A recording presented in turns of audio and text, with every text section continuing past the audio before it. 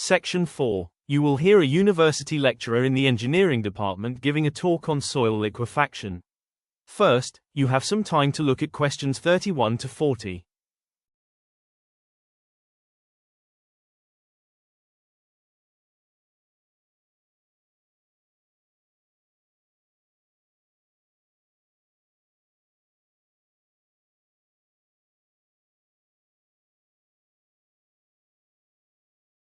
Now listen carefully and answer questions 31 to 40. Lecturer, good morning. In today's lecture on geological engineering, we are going to discuss the phenomenon of soil liquefaction.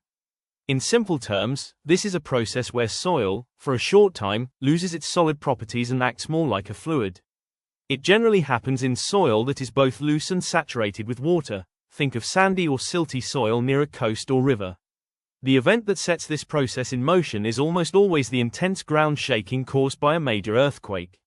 So, what is the scientific mechanism at play here? Under normal conditions, the soil particles are in firm contact, supporting the weight of the ground and buildings above. But when the ground shakes violently, the particles are forced apart. This action dramatically increases the pressure of the water that is trapped in the pores between these particles. This sudden spike in water pressure effectively pushes the soil particles away from each other, causing the soil to lose its structural strength. When this happens, heavy structures on the surface lose their support. Buildings can sink, or if one side sinks more than the other, they can tilt at dramatic angles. The effect, however, is temporary. Once the shaking stops, the water pressure dissipates and the soil regains its strength. History has provided us with many powerful, and often tragic, case studies. The 1906 earthquake in San Francisco was one of the first times this phenomenon was scientifically observed. Much of the worst damage was not in the areas with the strongest shaking, but in the parts of the city that had been constructed on artificial land, areas reclaimed from the bay with sand. Perhaps the most famous example comes from the 1964 earthquake in Niigata, Japan. Photographs from that event are incredible. You can see entire apartment buildings that are intact but have tipped over at severe angles. The buildings themselves didn't break, but the ground beneath them failed completely. The issue was the extreme settlement of the soil.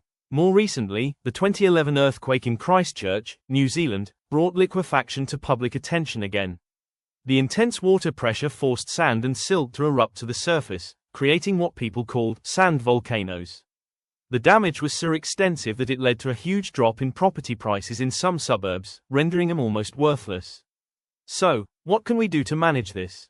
The most straightforward mitigation strategy is careful site selection. The best method is simply to avoid constructing important buildings on ground that has a high risk. However, since many of our major cities are on coastal plains, this is not always possible. When we have to build on vulnerable soil, we can improve it. One category of techniques is known as ground densification, which, as the name suggests, aims to make the soil more compact. This can be done by inserting large vibrating probes into the ground. An alternative approach is to mix a binding agent into the soil to hold the particles together. A special type of cement is often used for this purpose. Finally, we can focus on the building's foundation.